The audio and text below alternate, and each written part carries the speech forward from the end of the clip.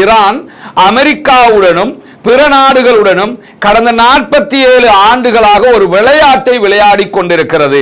இனிமேலும் அவர்களால் இந்த விளையாட்டை தொடர முடியாது. ட்ரம்பை பொறுத்தவரை அவருக்கு யதார்த்தம் பிடிக்கல, அதனாலதான் அவர் ஈரான் தொடர்ந்து தோல்வி அடைந்து கொண்டே இருக்கிறார் அப்படின்னு சொல்லி இஸ்மாயில் பகாயி போகிற போக்குல ஒரு கிண்டலையும் அடிச்சுட்டு போறாரு. சவுதி நினைச்சிருந்தா ஈரானோட ஒரு சண்டைக்கு போயிருக்கலாம், அதற்கான பலமும் வளமும் சவுதி இடத்தில் இருக்கிறது. ஆனாலும் சவுதியோ கத்தரோ மற்ற அரபு நாடுகளோ ஈரானோடு இந்த யுத்தத்தில் பங்கெடுப்பதில்லை, ஈரானுக்கு எதிராக போவதில்லை என்கிற முடிவுக்கு நாங்க போனதுக்கான காரணம் என்னன்னு கேட்டா, இது இஸ்ரேலுடைய மிக தெளிவான தூண்டுதல் திட்டம் அப்படிங்கிறாரு.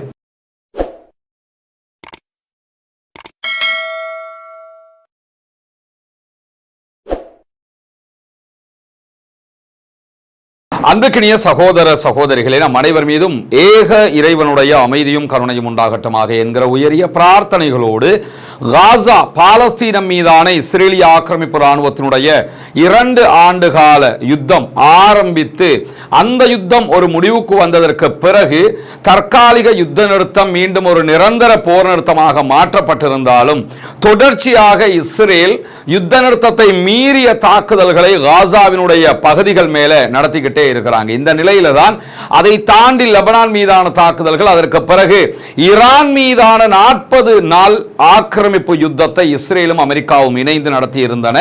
அந்த யுத்தம் தற்போது ஒரு தற்காலிக யுத்த நிறுத்தமாக மாற்றப்பட்டிருக்கிறது. கடந்த ஒரு மாதமாக கிட்டத்தட்ட இந்த தற்காலிக யுத்த நிறுத்தம் நடைமுறையில் இருந்தாலும் 2 நாடுகளும் அவ்வப்போது தாக்குதல்களை தொடர்ந்து கொண்டே இருக்கின்றன ஹொர்முஸ் நீர்நில பகுதிகளில். அதே நேரம் ஒரு ஒப்பந்தத்தை எட்டுவதற்கான முனைப்புல 2 நாடுகளையும் ஒரே இடத்திற்கு கொண்டு வருவதற்கு பாகிஸ்தான் முயற்சி செய்தாலும் அந்த முயற்சிகளும் தொடர்ந்து தோல்வியிலேயே முடிவுற்று வருகின்றன. இந்த நிலையில தான் இறுதியாக அமெரிக்கா ஒரு 14 அம்ச தீர்மானங்கள் அடங்கிய ஒரு திட்டத்தை ஈரானிடத்தில் கொடுத்திருந்தாங்க. அந்த தீர்மானத்திற்கு ஈரான் பதிலளித்திருந்த நிலையில அந்த பதில் தனக்கு திருப்தி இல்லை என்று சொல்லி பதில்களை மொத்தமாக மறுதளித்திருக்கிறார் அமெரிக்காவினுடைய அதிபர் டொனால்ட் ட்ரம்ப். இந்த இடத்துல ஒன்ன கவனிச்சுக்கிறங்க, ஒரு பாரிய யுத்தம் நடைபெற்றது ஈரானுக்கு எதிராக. அந்த யுத்தத்திலே ஈரானுடைய பல தலைவர்கள் கொல்லப்பட்டார்கள்.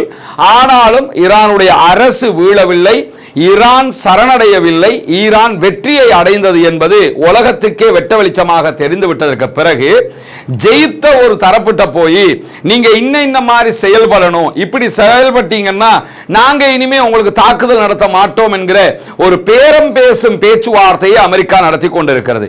ஈரான் தோல்வி அடைஞ்சிருந்தா இப்படி ஒரு பேச்சுவார்த்தைக்கு அமெரிக்கா போயிருக்க மாட்டாங்கிறது நமக்கு தெரியும். ஈரான் ஜெயிச்சதுக்கு பிறகு இப்படியான ஒரு பேச்சுவார்த்தைக்கு போனா அவன் சாதாரணமாக அந்த பேச்சுவார்த்தையை எடுத்துக்கிறவாங்களான்னு கேட்டா கண்டிப்பாக எடுக்க மாட்டாங்க. அவங்க ஆல்ரெடி ஜெயிச்சிருக்கிறாங்க. எனவே அந்த இடத்துல நின்று அப்பர் ஹேண்டாக நின்று தான் அவங்க அதுக்குரிய வேலைகளை பார்ப்பாங்க. அந்த அடிப்படையில் தான் ஈரான் கொடுத்திருக்கக்கூடிய பதில்கள் தனக்கு திருப்தி இல்லை, எனவே இந்த பதில்களை நான் புறக்கணிக்கிறேன் என்று அறிவித்திருக்கிறார் அமெரிக்க அதிபர் டொனால்ட் ட்ரம்ப் என்கிற செய்திகள் வெளியாகி இருக்கிறது. குறிப்பாக ஞாயிற்றுக்கிழமை தன்னுடைய சோசியல் ட்ரூத் பக்கத்தில் அவர் ஒரு அறிக்கையை வெளியிட்டிருந்தார். அதில் அவர் என்ன சொல்றாருன்னு கேட்டா, ஈரான் அமெரிக்காவுடனும் பிற நாடுகளுடனும் கடந்த 47 ஆண்டுகளாக ஒரு விளையாட்டை விளையாடி கொண்டிருக்கிறது. இனிமேலும் அவர்களால் இந்த விளையாட்டை தொடர முடியாது, இனிமேல் அவர்கள் சிரிக்க மாட்டார்கள் என்று சொல்லி அவருடைய அறிவிப்புல அவர் போட்டிருந்ததை நம்ம பார்க்க முடியும். ஒன்று மட்டும் நல்லா புரிஞ்சுக்கிறோம் என்று கேட்டா, அமெரிக்க அதிபர் டொனால்ட் ட்ரம்ப் சொல்ற மாதிரியே அவர் செய்யறதாக இருந்தால் ஈரானியர்களை சிரிக்க மாட்டார்கள் என்கிற அளவுக்கு இதுக்கு மேல உள்ள வார்த்தையெல்லாம் அவர் இதுக்கு முன்னுக்கு பயன்படுத்திட்டாரு. ஆனா அவருடைய இடத்துல இருந்து நீங்க பாத்தீங்கன்னா இப்படி ஒரு வேலை அவர் செய்யறதா இருந்தா அணு ஆயுத தாக்குதல் மாத்திரம்தான் ஈரான் மீது நடத்த முடியுமே தவிர உலகத்தில் இருக்கக்கூடிய எல்லா விதமான தாக்குதல்களையும் ஈரானுக்கு நடத்திட்டாங்க. ஈரான் அதை தாக்கு பிடிச்சிருச்சு, அதற்கு பதிலடியும் கொடுத்துட்டாங்க. எனவே மீண்டும் ஒரு யுத்தத்திற்கு அவங்க போனாலும் தாக்கு பிடிப்பார்கள் என்பது அமெரிக்காவுக்கே தெரியும்ங்கிறதுனால தான் இந்த மிரட்டல்களை அவர் விடுத்து பார்க்கிறார். இருக்கிறார். அந்த மிரட்டல்களை எல்லாம் அவங்க ஒரு காகித புலியாக அமெரிக்க அதிபரை பார்க்கிறதுனால ஈரான் கணக்கிலும் எடுக்காமல் இருக்கிறார்கள். அவங்க அடிக்கடி இவர் ஒரு பேப்பர் டைகர் என்கிற விதமாக சொல்லிக்கிட்டு இருக்கிறாங்க. அவங்க உண்மையிலே இருக்கு டிஜிட்டல் டைகர்னு தான் சொல்லணும் அவருக்கு. ஏன்னா டிஜிட்டல்ல தான் உட்கார்ந்துகிட்டு எழுதிக்கிட்டு இருக்கிறார். இப்ப பேப்பர்ல எழுதவும் இல்லை, டிஜிட்டல்ல தான் எழுதிக்கிட்டு இருக்கிறாரு. இந்த மாதிரியான ஒரு சூழலுக்கு மத்தியில் இந்த ட்வீட் அவர் போட்டு ஒரு 2 ஹவருக்கு பிறகு மீண்டும் அவருடைய சோசியல் ட்ரூத் பக்கத்தில் எழுதும் போது என்ன சொன்னார்னு கேட்டா, ஈரானுடைய பிரதிநிதிகள் என்று சொல்லப்படுகிறவர்களுடைய பதில்களை நான் இப்போதுதான் படித்திருக்கிறேன், அது எனக்கு பிடிக்கவில்லை, எனவே நான் அதை ஏற்றுக்கொள்ள முடியாது என்று அறிவிக்கிறேன் அப்படின்னு இருக்காரு. அவருக்கு பிடிக்கலையாம், அதனால அவர் ஏத்துக்கலையாம். உனக்கு பிடிச்சான்னா பிடிக்கலாடி, அவன் பிடிக்கலன்னு தெரிஞ்சுக்கிட்டே தான் பதில தந்திருக்கிறாங்கன்னு தெரியுதா இல்லையா? அமெரிக்க அதிபருக்கு விரும்பினாலும் விரும்பாவிட்டாலும், பிடித்தாலும் பிடிக்காவிட்டாலும் வேற ஆப்ஷன் அவருக்கு கிடையாது. இனி இருக்கக்கூடிய ஒரே ஆப்ஷன் என்னன்னு கேட்டா, இவங்க சொல்றதை கேட்கறது மட்டும்தாங்கிறதுனால தான் ஈரானும் இந்த கிடுக்குப்பிடி பிடிக்கிற ஒரு சுத்துகிற இந்த பதில்களை கொடுத்து கொண்டிருக்கிறார்கள். தொடர்ந்து அமெரிக்காவும் ஈரானும் மாறி மாறி கப்பல்கள் மீது தாக்குதல்களை நடத்தி கொண்டிருக்கிறார். அதே நேரம் வளைகுடாவில் இருக்கக்கூடிய நாடுகள் மீதும் அவ்வப்போது தாக்குதல்கள் நடத்தப்படுகிறது. இப்படியான சூழல்ல தான் ஈரானுடைய பதில்கள் என்னவாக இருந்தது என்பதை அல் ஜசீரா இன்றைக்கு வெளிப்படுத்தி இருக்கிறது. தெஹ்ரான் அமெரிக்காவுடைய திட்டத்திற்கு பதிலடியாக தன்னுடைய சொந்த திட்டம் ஒன்றை முன்வைத்திருக்கிறது என்று சொல்லி வால் ஸ்ட்ரீட் ஜர்னல் சொல்லக்கூடிய தரவுகளை அல் ஜசீரா சுட்டிக்காட்டுகிறார். அதே நேரம் இஸ்ரேலுடைய கடுமையான தாக்குதல்களை தாங்கிக் கொண்டிருக்கிறது லெபனான் என்பது நமக்கு தெரியும். லெபனானில் இருக்கக்கூடிய ஹிஸ்புல்லாக்கள் இஸ்ரேலுக்கு எதிராக பதிலடி தாக்குதல்களை நடத்துகிறார்கள். இன்றைக்கும் இஸ்ரேலுடைய ஒரு பாரிய அயன் டோம் சிஸ்டத்தை மொத்தமாக அழிச்சிருக்கிறாங்க லெபனானில் இருக்கக்கூடிய ஹிஸ்புல்லாக்கள். இந்த நிலையில ஈரான் முன்வைத்திருக்கக்கூடிய திட்டத்தில் முதலாவதாக பிராந்தியத்தில் இருக்கக்கூடிய தனக்கு ஆதரவான தரப்புகள் மீதான அனைத்து தாக்குதல்களும் மொத்தமாக நடத்தப்பட வேண்டும். குறிப்பாக ஹவுதீஸ் மேல தாக்குதல்கள் நடத்தக்கூடாது. லெபனானில் இருக்கக்கூடிய ஹிஸ்புல்லாக்களை இலக்கு வைத்த லெபனான் மீதான தாக்குதல்கள் நிறுத்தப்பட வேண்டும். அதே நேரம் அவ்வப்போது நடத்தப்படுகிற யுத்த நிறுத்தத்தை மீறிய காசா மீதான தாக்குதல்களும் நிறுத்தப்பட வேண்டும் என்பதையும் ஈரான் இணைத்திருக்கிறது என்கிற செய்திகளும் வெளியாகி இருக்கக்கூடிய சூழல்ல தான் மேலதிகமாக அல் ஜசீரா என்ன சொல்றாங்கன்னு கேட்டா, ஈரான்ல கிட்டத்தட்ட 450 கிலோகிராம் 970 பவுண்டுகள் வெயிட் கொண்ட செறிவூட்டப்பட்ட யுரேனியம் இருக்கிறது. இந்த செறிவூட்டப்பட்ட யுரேனியம் 60% செறிவூட்டி இருக்கிறாங்க.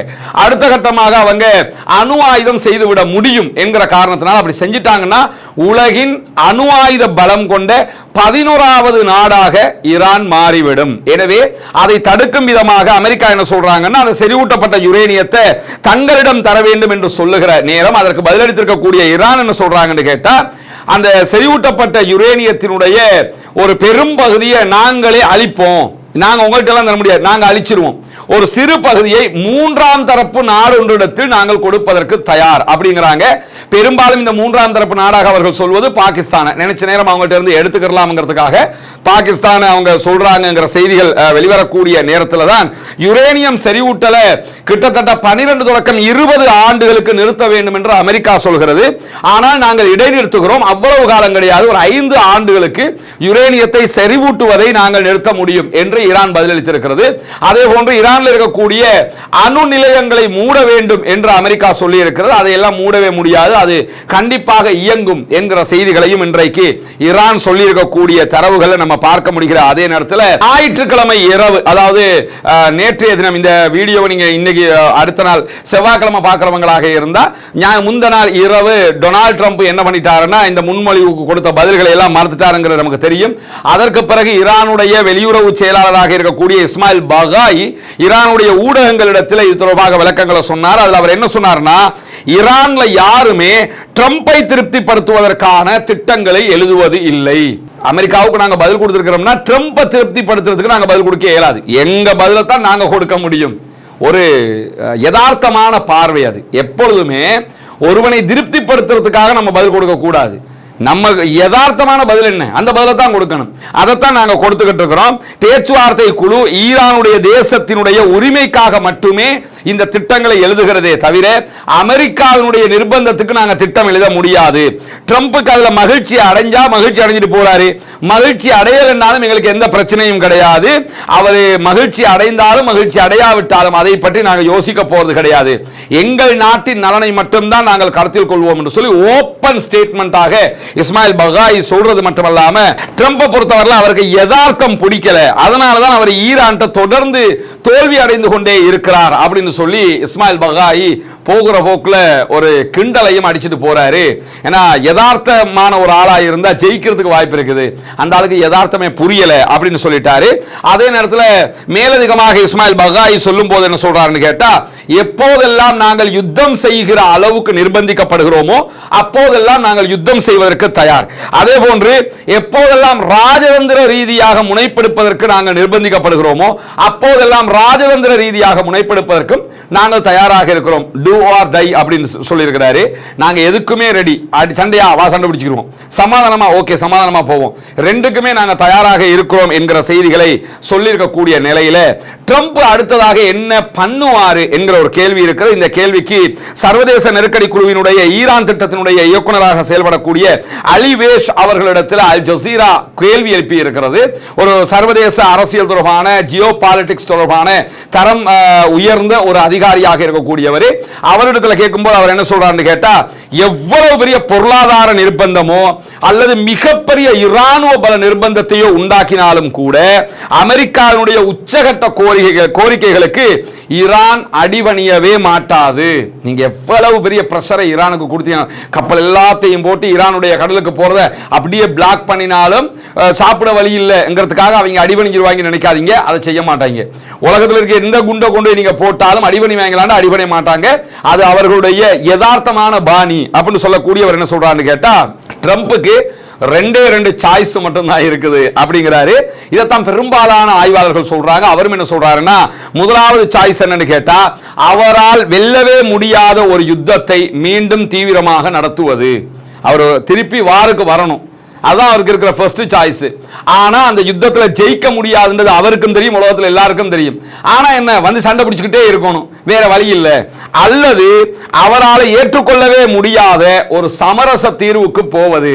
ரெண்டுமே அமெரிக்காவுக்கு டொனால்ட் ட்ரம்புக்கு தான் ஃபெயிலியரே தவிர ஈரானுக்கு ஃபெயிலியர் இல்லை. ஒன்றோ அவரால் வெல்ல முடியாத ஒரு யுத்தத்தை அவர் நடத்தணும், வெல்லவே முடியாது, ஈரான்காரன் அடிச்சுக்கிட்டே இருப்பான் பதிலடி அப்படிங்கிறாரு. இல்லைன்னு சொன்னா அவரால் ஏற்றுக்கொள்ள முடியாத ஈரான்காரன் போடுகிற நிபந்தனைகளை போனா போகுது எதாவது செஞ்சு தொலைங்கன்னு சொல்லி ஏத்துக்கிட்டு போகணும். இந்த ரெண்டு தான் அவரிடத்தில் இருக்கக்கூடிய சாய்ஸாக இருக்கிறது அப்படின்னு சொல்லி இன்றைக்கு வெளியாகி இருக்கக்கூடிய செய்திகளை நம்ம பார்க்க முடியும். இப்படியான சூழல்ல இன்றைக்கு இன்னும் ஒரு முக்கியமான செய்தி வெளியாகி இருக்கிறது. அது என்ன செய்தி என்று சொன்னால், இவர்தான் சவுதி அரேபியாவினுடைய மன்னர் குடும்பம் இருக்கா இல்லையா, மன்னர் சவுதியினுடைய குடும்பம், அந்த குடும்பத்தினுடைய மூத்த உறுப்பினர்களில் ஒருவராக இருக்கக்கூடிய இளவரசர் துர்க்கி அல் ஃபைசல் என்கிறவர். இவர் யார் என்று சொல்லி பார்த்தீங்கன்னு சொல்லி சொன்னா, 20 ஆண்டுகளுக்கு மேலாக சவுதி அரேபியாவினுடைய உளவுத்துறை சீஃபாக இருந்தவர் இவர் தான். இன்டெலிஜென்ஸ் சீஃபாக செயல்பட்டவர், உளவுத்துறை தலைவராக செயல்பட்டவர். அது மட்டுமல்லாமல் 1964 முதல் 1975 வரைக்கும் சவுதி அரேபியாவை ஆண்ட ஒரு மன்னராக அறியப்படுகிற மன்னர் ஃபைசல் உடைய மகன் தான் இந்த இளவரசர் துர்க்கி என்பவர். மன்னர் ஃபைசல் சவுதி அரேபியாவினுடைய ஒரு ஃபேமஸ் கேரக்டர், ரொம்ப மனிதநேயத்துக்காக பேசப்படுகிற ஒருவர். பல விவகாரங்கள்ல நாங்க இப்படித்தான் சொல்லி எதையுமே விட்டு கொடுக்காம நடந்த ஒருவர், மார்க்க ரீதியாகவும் உளப்பூர்வமாக செயல்பட்ட ஒருவர் என்கிற பல நட்பெயர்கள் மன்னர் ஃபைசலுக்கு உண்டு. அந்த மன்னர் ஃபைசலுடைய மகன் தான் இந்த இளவரசர் துர்க்கி என்கிறவர்.